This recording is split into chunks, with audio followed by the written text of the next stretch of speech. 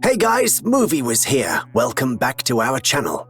In the spirit of Halloween, today we're going to do a recap of Tim Burton's 1988 hit, Beetlejuice. Spoilers ahead. Enjoy the video. It's the holiday season and the Maitlands, a married couple, are spending their vacation in their big and cozy country house in Winter River, Connecticut. Adam Maitland has made a model of the town and his wife Barbara comes in and they exchange gifts. Shortly after, Barbara's cousin Jane, who is also a real estate agent, knocks and bugs the couple about selling the house. A man from New York wants to buy it for $260,000. Jane slips out a comment about the house being too big for a childless couple, and this somehow hurts Barbara. Jane finally leaves, and the Maitlands drive to their hardware store to buy some supplies for Adam's model. In the car, they have a conversation about trying again to have a baby during this vacation. After leaving the hardware store, they drive back home and continue their conversation about their holiday. They become distracted and fail to notice a little dog right in front of them. Barbara quickly swerves to avoid the dog, but they end up crashing their car and falling into the river. It's already evening when they get back home, soaking wet. They go to the living room to warm themselves up, but Barbara doesn't remember the fire burning when they left the house. They slowly realize that they don't even remember how they got back home.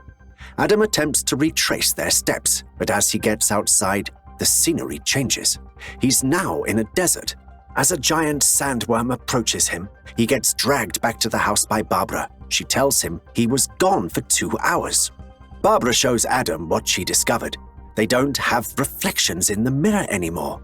There is also a handbook for the recently deceased on their desk. Barbara concludes that they died in the crash earlier.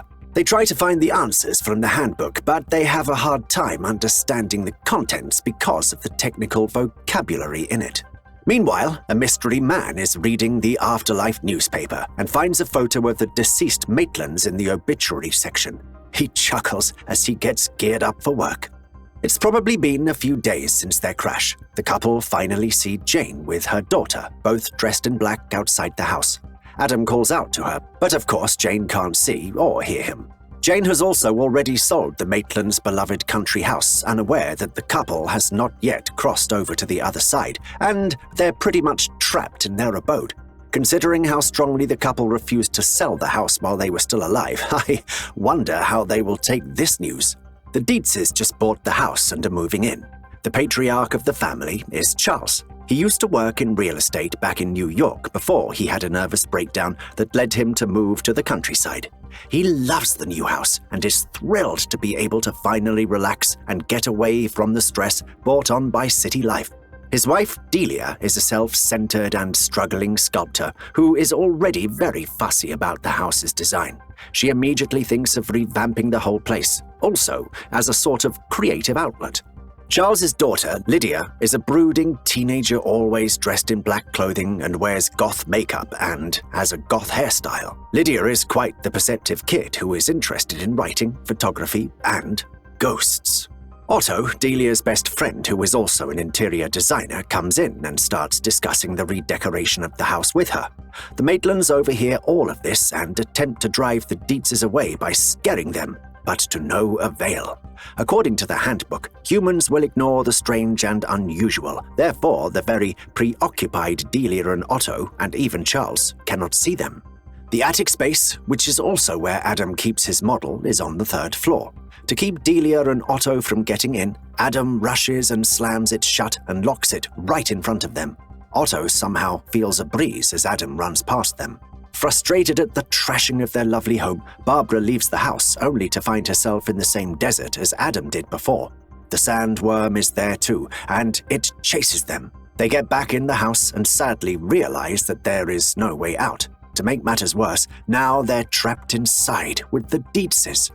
The reconstruction of the house has just started and the Maitlands grow desperate to drive the pesky family away. As they flip the pages of the handbook in an attempt to find more answers, a flyer advertising Beetlejuice drops from it. They inspect the flyer and it looks like the advertisement is targeted at ghosts that are unhappy with their current situation because of the living. They don't find any number or address though, so they don't know how to contact this Beetlejuice person. Lydia goes about her business and takes photographs outside despite the ruckus. She aims her camera towards the attic window and sees the ghosts of Adam and Barbara. Coincidentally, Jane drives by and gives her the skeleton key of the house to be given to Charles. Lydia takes this opportunity to see the ghosts in the attic, but the couple block the door, preventing her from opening it. The TV turns on by itself and plays an advertisement for Beetlejuice. Adam follows the handbook's instructions and draws a door on the wall. After knocking 3 times, it opens and the couple goes inside. They see fellow ghosts who were somehow mutilated, sitting and waiting for their turn. When they ask the clerk for help, she tells them they actually have to spend 125 years in that house, during which they can get only 3 sessions with someone named Juno. While the couple waits, Lydia gets inside their attic and discovers Adam's model and the handbook for the deceased. On the way to Juno's office, they see the Lost Souls room, the place where all the exorcised ghosts go to. When they enter Juno's room, they realize it's their house, but this time it looks totally different. Juno tells them they've been in the waiting room for 3 months. Time works differently for dead people, apparently.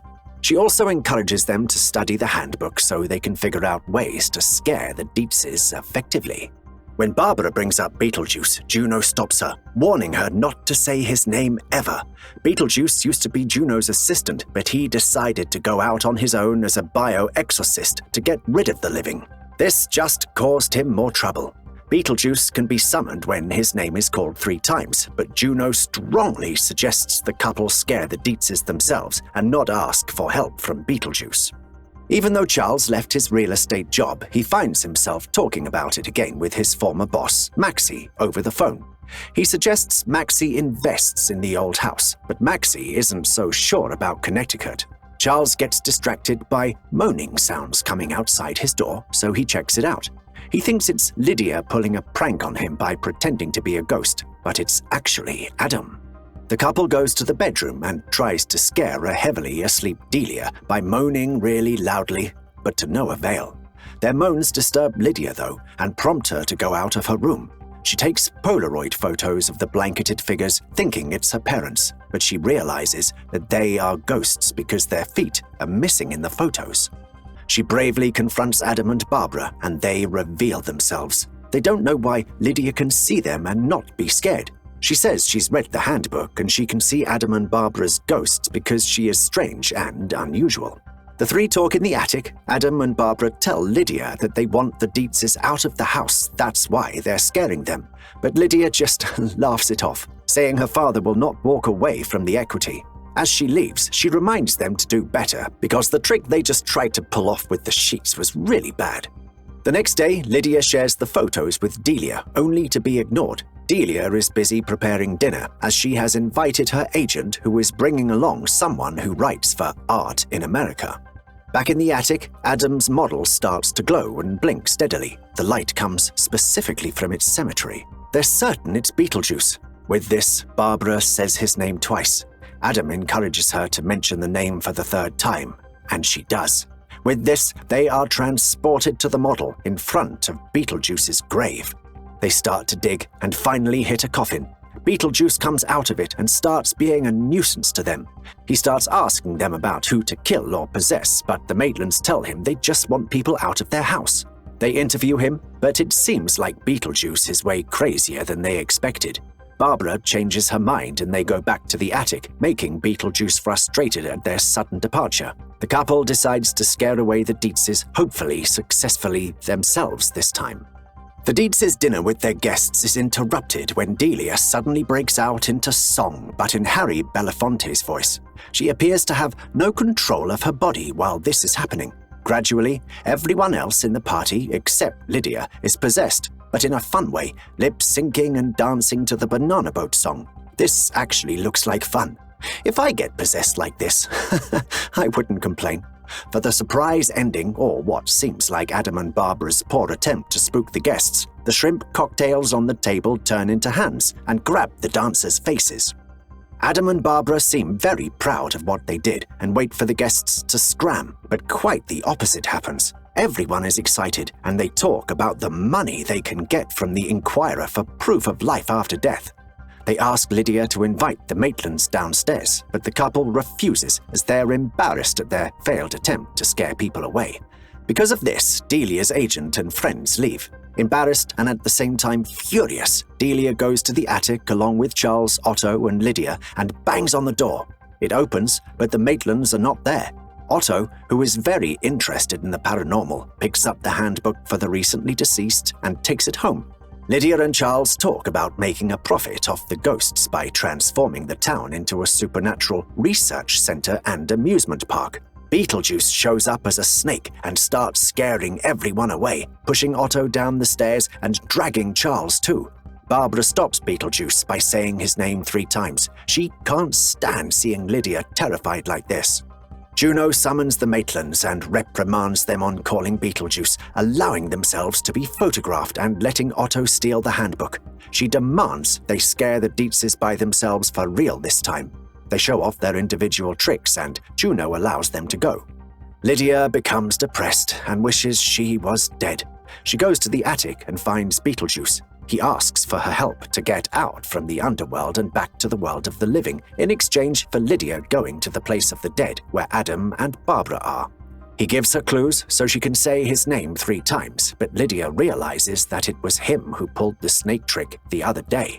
Barbara tells Adam that she can't scare Lydia since she's become fond of the girl. They get back to the attic just in time to stop Lydia from saying Beetlejuice's name. Adam and Barbara inform Lydia that they've decided to allow the Dietzes to live with them, but their happiness is cut short when Charles and Otto barge in and take the model downstairs. Charles is giving a presentation to Maxie, his former boss, about his plan to make the town a Thanksgiving park. Maxie is with his wife, Sarah, who is deeply interested in the ghosts living in the house. If they find out the ghosts are real, Maxie might give Charles's proposal a shot. Lydia tells the group that Adam and Barbara will allow the family to live in the house on the condition that they don't have to do stupid tricks anymore, but the adults don't want that. Delia asks Otto, who has read the handbook, if he can summon the ghosts himself. He proudly says he can, if he has something personal of theirs. They gather at the dinner table and use the Maitlands' wedding clothes for their séance, which Otto leads. Barbara is summoned first, but her body deteriorates rapidly. Adam follows. Otto was not expecting this result at all and flips through the handbook's pages to find a solution. The couple's bodies will decay very soon. Charles asks Otto to stop, but he says it's too late. Well, so much for being a show-off, Otto.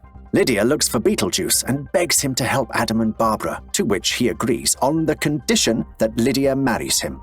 She reluctantly says yes to his proposal and says his name 3 times.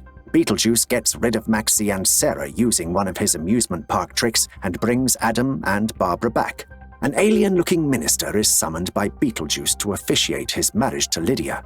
He binds Charles and Delia to the sculptures.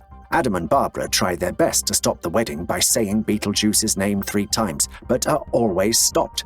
Beetlejuice gets sick of it and shrinks Adam, sending him to the model.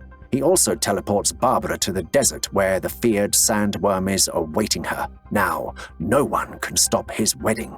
Adam drives the miniature car and crashes it on Beetlejuice's shoes. This creates a spark that prevents Beetlejuice from putting the ring on Lydia's finger.